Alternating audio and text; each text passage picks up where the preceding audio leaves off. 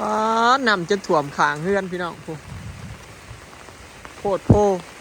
แถวเห็นหน้าคือสีน้ำเต็มอยู่ยังไงน้ำจะไหลหลักทางถ้ากระคอยลงเนี่ยพี่น้องเลยเดี๋ยวสิย่างไปเปิดออกซิปลาก่อนเดี๋ยวปลาเขาจะเซ็ตพี่น้องโอ้ยังไงย่างไปสวนก่อนสบายดีเด้อพี่น้องสบายดีวัดสุขุมทุกคนเนาะสบายดียามสายๆจ้ะตอนนี้ประมาณ8 โมงกว่าพี่น้องส่วนเงินน้ำก็จะไหลหลัดทางแห้งเลยฝนตกแห้งดีมาแป๊บเดียวมาได้พอ40 นาที30 นาทีสักบ่มีทีท่าว่าจะหยุดพี่น้องไหลหลัดทางมาเลยนี่เนี่ยทำไหลเลยโอ้ลีพี่น้องอย่าไปเบิ่งสวนก่อนมันจะกินข้าวก็ไม่ใหญ่มาล่าแล้ว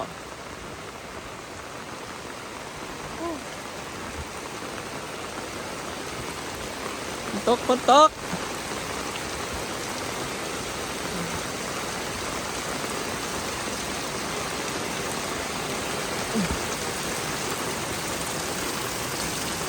โอ้แห้งขึ้นอีกแล้ว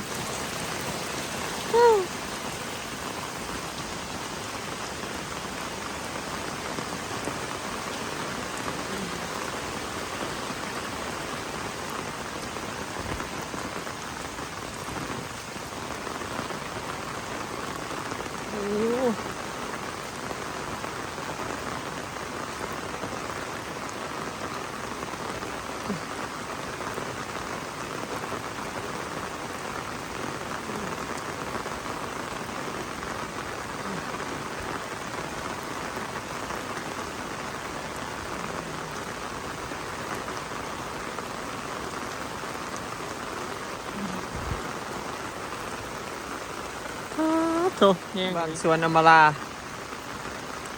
ดินเราถมใหม่มันเป็นดินดากพี่น้องเข้าบ่ได้ดอกทางนี้ย่างบ่ได้จ้าย่างได้ตอนนี้นี่แล้ว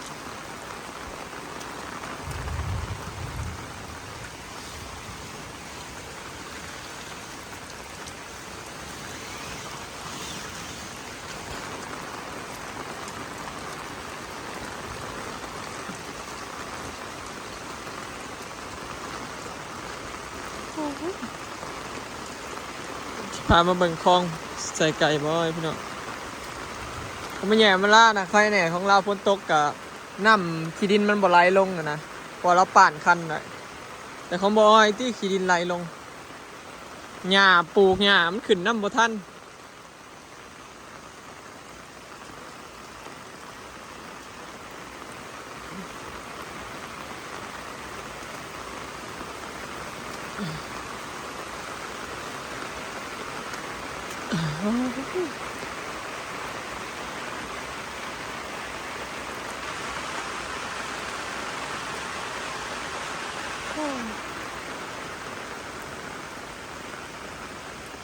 ป๊าดน้ำท่วมดอกกระเจียวข่อยสิบ่ตายว่ะพี่น้องปะโธน้ำที่ท่วมตูบเลยโคตรโพลีพี่น้องมึงไง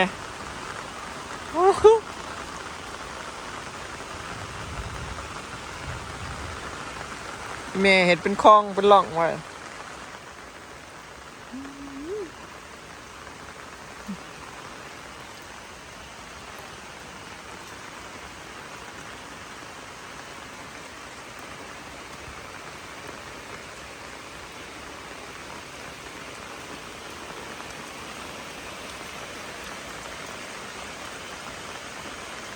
ว้าเปิดน้ำออกซี่มันพี่น้อง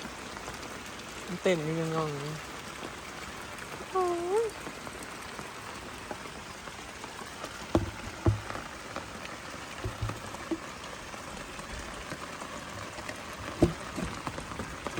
เรือมันก่อน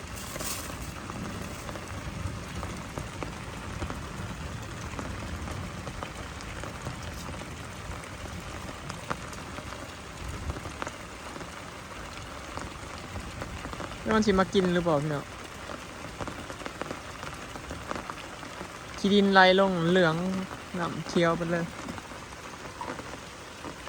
หญ้ากำลังขึ้นข้างขางพี่น้องขึ้นน้ำบ่ทัน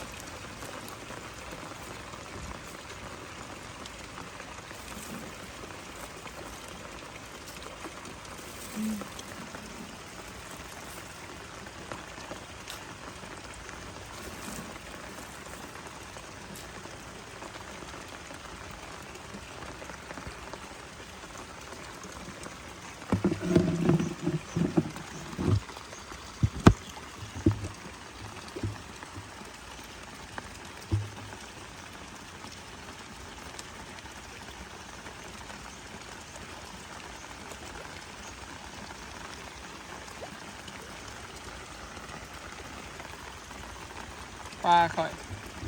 มองว่าเปิดออกซี่ให้มันนั้นบลอดพี่น้องคนใหม่นึง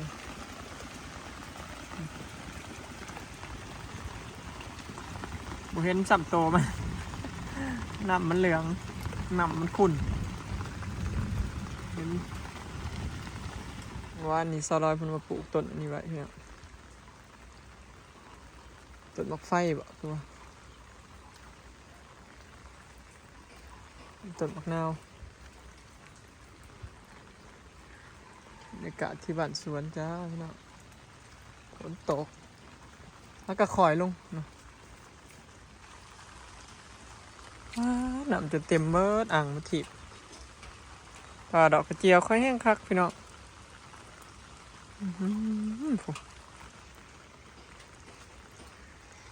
ชุ่มชื่นดีเนาะฝนตกก็ได้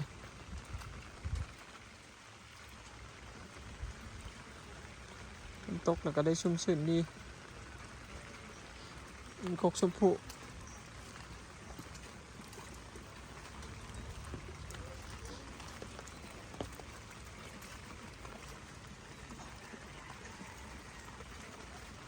ต้นมะพร้าวอันนี้สลอยมันปลูกแทนนั่นต้นมังคุดต้นมังคุดมันตายเลี้ยปลาข่อยมันก็ลอยเลย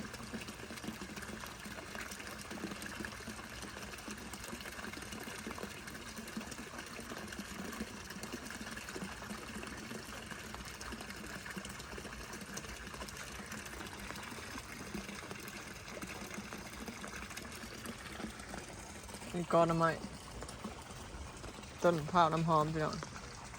สลอยบนทางเลยเมื่อวานไปอีเมย์ว่ากับปลาไม่เท้าน้ำก็ไหลหลัดตรงนี้อันนี้พักบงปลูกไว้ในแคมออกหน่อแล้วนะไม้ต้นนี้ไม้ก้อนนี้ออกหน่อแล้วจ้านะหน่อเบิดวันนี้ก็น้ำท่วมต่ำเลยจ้ะนี่ไหลหลัดใส่กันเบิดพี่น้องต้นกล้วยน้ำไม้บอยออกหน่อเด้เห็นบ่นะอย่างใกล้มาเว้นเนี่ยมาแล้วเห็นออกหน่อเริ่มออกหน่ออีกแล้วหน่อใหม่พี่น้องอันนี้ก็ต้นมะพร้าวน้ำหอมปลูกใส่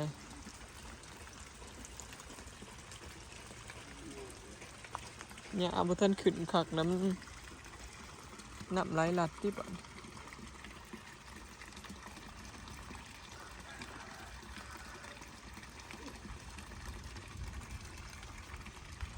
นี่คือป่าดอกกระเจียวของเรา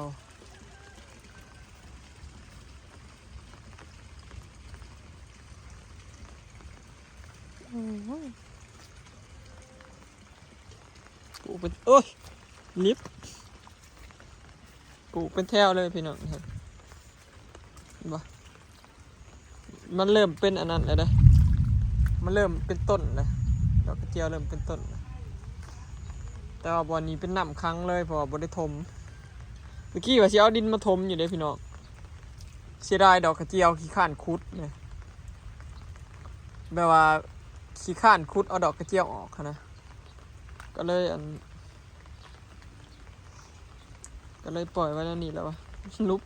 บ่อน้ำกระยามันดอกกระเจียวคือสิบ่เน่าที่เนาะพี่น้อง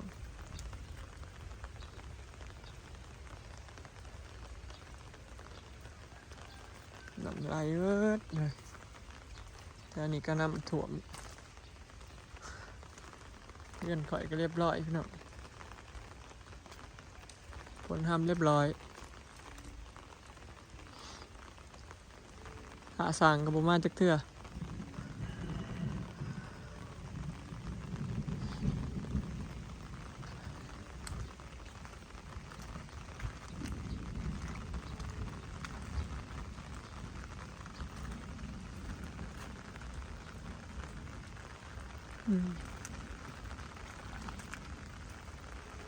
ดินมีไอ้มะลาสูงกว่าพี่น้องสูงกว่าลายเห็นบ่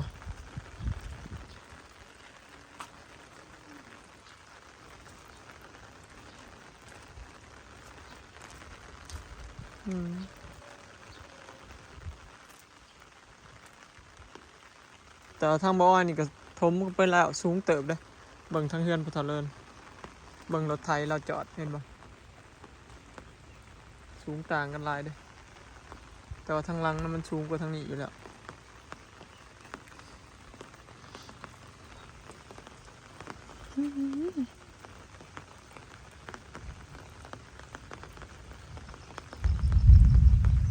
ผาเหลื่อม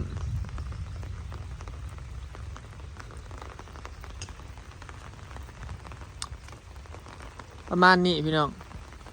บ้านสวนข่อย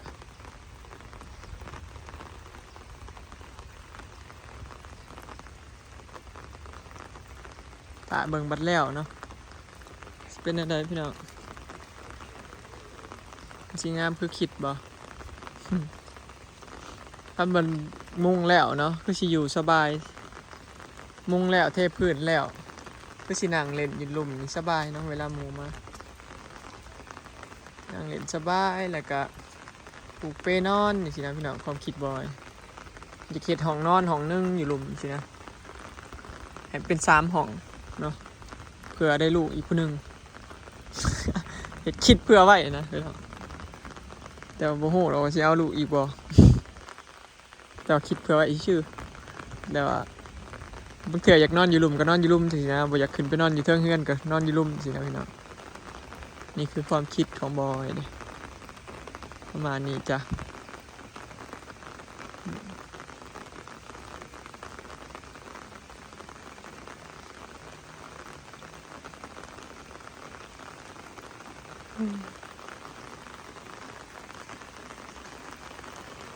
ต้นไม้บอยกับพอดีได้ชุ่มชื่นเลยทั้งนั้น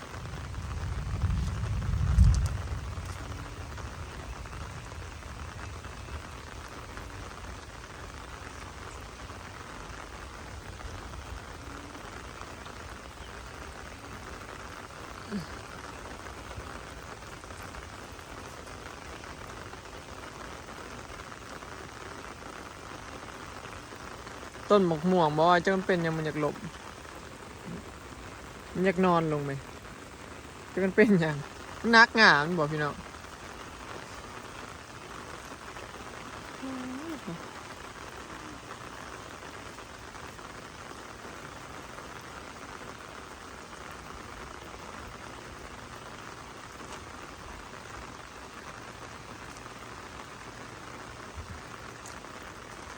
ต้นบักธิดาข่อยกับพี่ติดเลยจ้าฝนตกมาใส่พอดีเลยปลูกแล้ว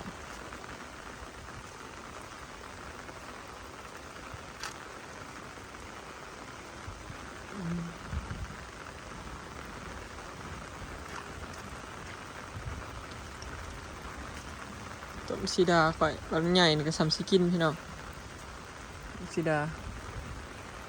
ตูบมันอันนี้ก็ใหญ่มาพี่แล้วใหญ่ไว้นั่นมันบังมันกีดอันต้นดอกกระเจียวพี่น้อง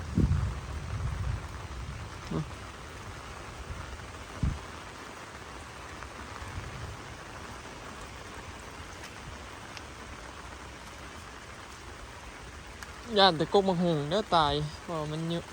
นหึมน้ำ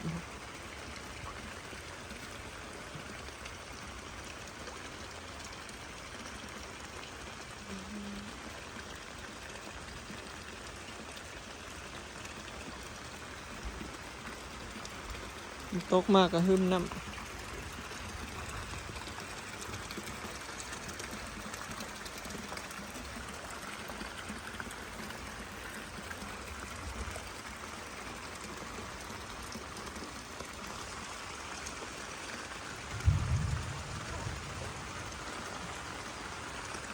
เดี๋ยวสิกลับก่อนพี่น้องวันนี้เนาะมาเจาะบึงปลามาเปิดออกซิเจนให้มันแล้วก็สิกลับอย่ามันตุยมาเปิดออกซิเจนไว้แล้วปลานินมันไม่อยากรอดพี่น้องเวลาพ้นสารเข้ามาเปิดออกซิไว้พ้นตกมันก็บ่เป็นหยังนะระวังตะเหยียบอันนี้แหละต้นดอกกระเจียว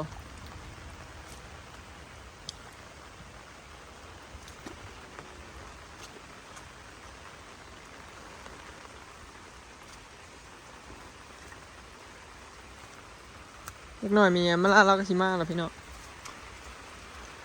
ของเราแล้วน้ำพ้นตกมามันก็ไซส์คือเก่าเพราะว่า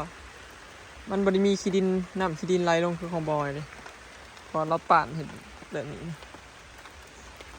ดอกกระเจียวของเพิ่นก็ออกกันได้เพิ่นฮดเศร้าฮดแรงมันออกพี่น้องดอกกระเจียวมันบ่ได้ยากก็แน่เขาดูฮดมันออกเนาะมีฮดจนน้ำยืมจนน้ำซึมจนแบบดินสุ่มตลอดแบบจนน้ำขังมันออกเนาะดอกกระเจียวตัวบอยเอาให้เพิ่นแบบหลายเติบได้พี่น้องที่บอยเอาให้เพิ่นนะพี่แล้วปลูกได้เป็นแถวหมดได้โอ้เห็นบ่พี่แล้วปลูกตามแถวพี่แล้วปลูกไปจนสุดหมดเลยหลายที่บอยเอาให้เรานะได้เป็นแถวพอบอยขุดออกหลายเติบตะกี้ว่าสิถมดินหั่นเด้พี่น้องขุดออกแล้วว่าสิปลูกใหม่แล้วแบ่งให้เราซะให้เราไปปลูกต่อแล้วให้เพิ่นฮักเอาหัวมันนะแล้วมันก็เลยออกลายบัดปลูกได้หลายเนาะหัวดอกกระเจียวเนี่ยเฮาไปฮักออกเด้อพี่น้องพอหัวมันสิเป็นไข่คือหัวคิงหัวขาดนี่แหละมันสิเป็นหัวหั่นนะ